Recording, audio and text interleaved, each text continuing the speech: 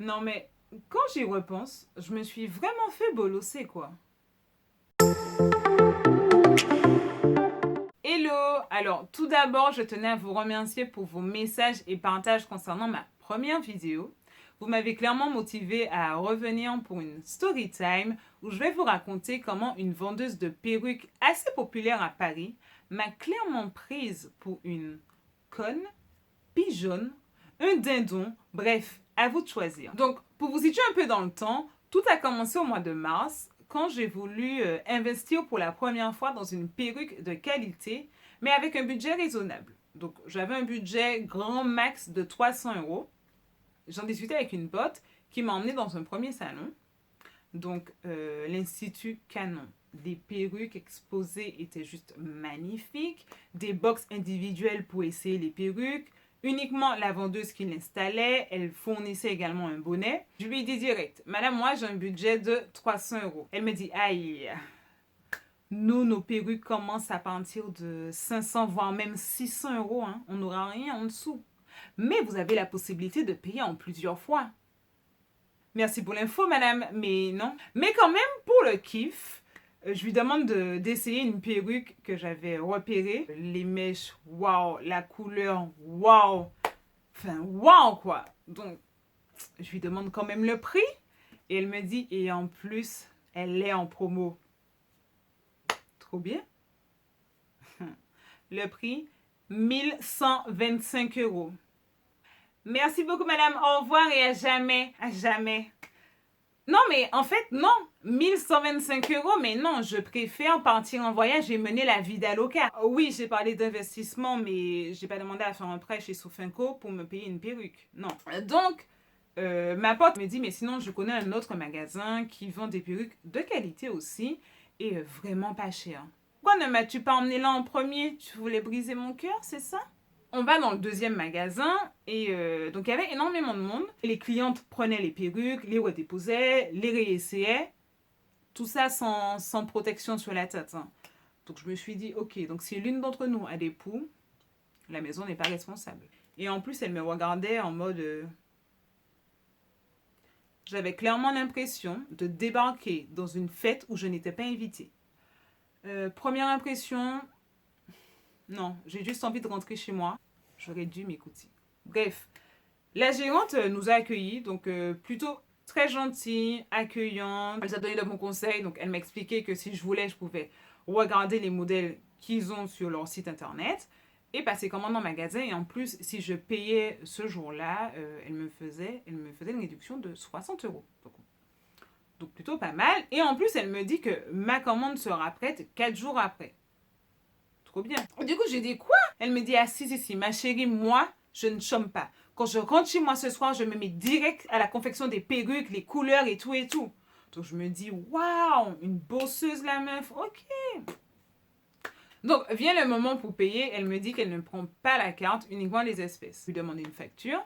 Elle me dit, je n'ai plus de papier, je ne peux pas vous donner de facture. Ne vous inquiétez pas, je vous l'enverrai ce soir par mail. En rentrant chez moi, je me rends compte que je ne lui ai pas donné mon adresse mail. Donc, comment elle peut m'envoyer la facture par mail? Bref. Donc, je vais en magasin. Et c'était une de ses vendeuses, elle n'était pas là. Elle me dit, ouais, non, mais je n'ai rien à votre nom. Donc, revenez un autre jour. Non, non.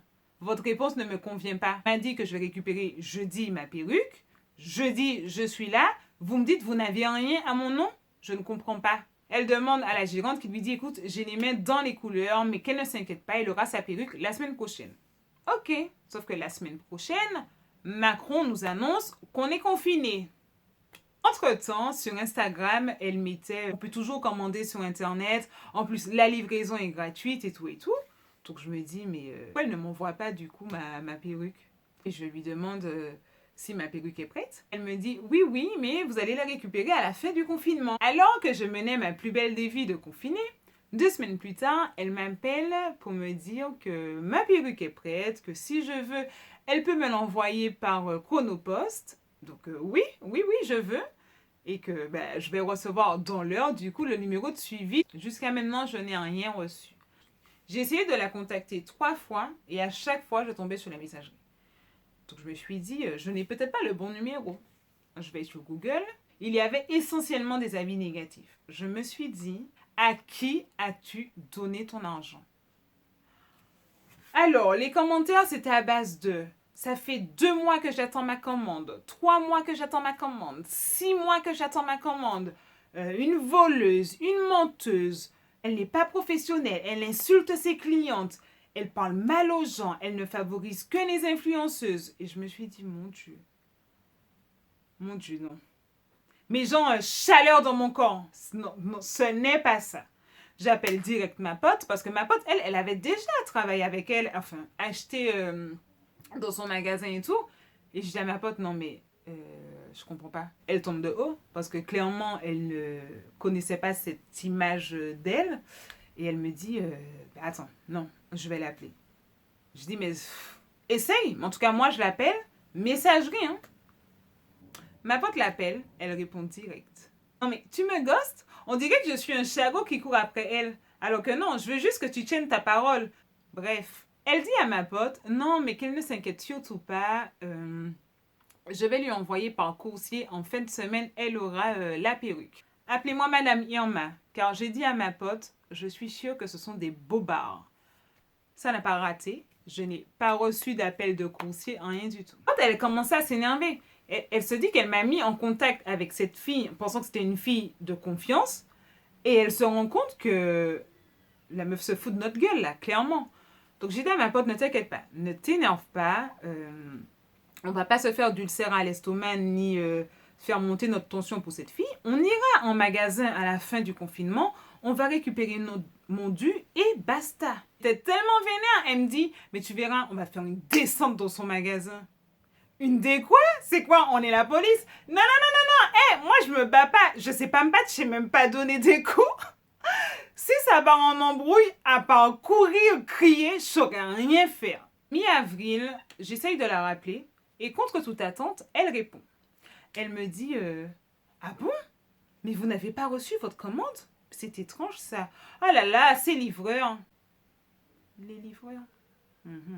Donc elle me dit que si je veux, on peut organiser une remise en main propre. Que son mari, le soir, pouvait m'emmener la perruque. Ok. Inutile de vous dire que j'ai réessayé de l'appeler. Messagerie directe. Je me dis, bon, c'est pas grave. À la fin du confinement. Entre-temps, elle explique en gros qu'elle est débordée, que cela ne sert à rien de l'harceler sur Instagram ou même par mail, que si elle ne répond pas, c'est parce que elle n'a pas le temps parce qu'elle est très occupée et qu'il faut qu'on patiente. Mais le problème, c'est qu'on n'a pas patienté pour te donner notre argent. Mon argent, alors qu'il est, il n'est pas dans ma poche, hein. Il est dans ta poche. 3 jours plus tard, elle m'affiche dans sa story en me disant « Peux-tu me contacter en privé ?» Ok, ben me voilà.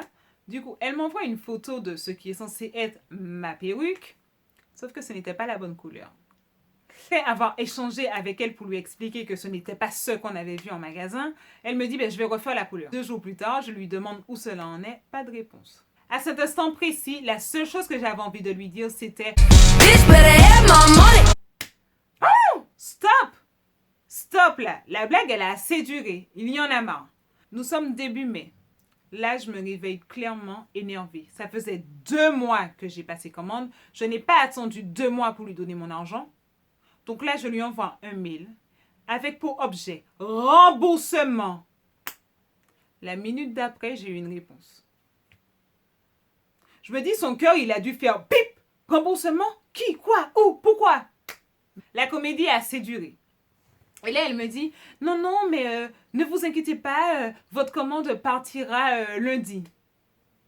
On connaît la chanson. Lundi, je n'ai rien eu. Ma pote que j'ai renommée la Gangsta, elle me dit, de toute façon, t'inquiète pas. Un jour, elle va réouvrir son magasin et on sera là. On sera là, je te dis. Ouais, on sera là. Et clairement, je vais récupérer mon argent. Parce que sa perruque, je n'en veux plus. Garde ta perruque. Je ne veux plus. Donne-moi mon argent. C'est tout. Comme elle m'avait marqué dans sa story Instagram, ses clientes sont venues me parler. Ils m'ont dit, oui, mais moi, je comprends pas. Ça fait 3 semaines que j'ai passé commande. Je n'ai rien. Elle répond pas à mes mails. Moi, je comprends pas. Combien de temps avez-vous patienté? Combien de temps j'ai patienté? J'ai enfin reçu cette commande après 2 mois et 14 jours d'attente. Trop long. Ces vendeuses, elles ne se rendent pas compte que l'image qu'elles renvoient, alors hormis l'aspect peu professionnel, malhonnête ou autre, elles donnent l'impression de courir après l'argent.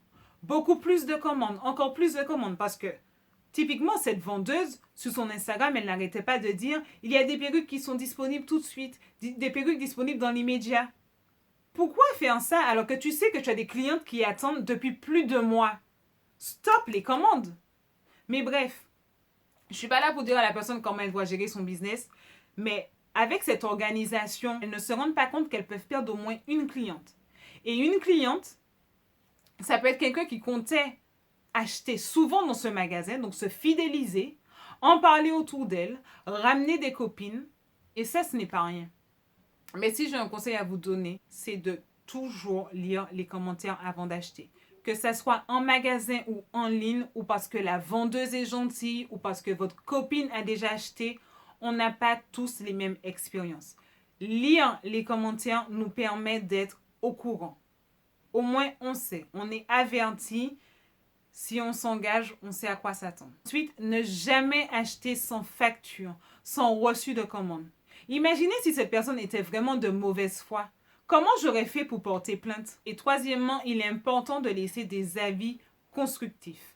Que l'expérience fût positive ou négative, je trouve que c'est bien de donner des axes d'amélioration au vendeur. Après, voilà, il prend en compte ou non, c'est son problème. Mais si c'est à refaire, non merci, ça ira. Donc voilà, c'est tout pour moi. N'hésitez pas à me dire en commentaire donc, si vous avez déjà vécu une situation similaire, si vous êtes en train de la vivre ou si vous vous êtes tout simplement fait avoir sur des sites marchands et vous n'avez jamais reçu votre commande.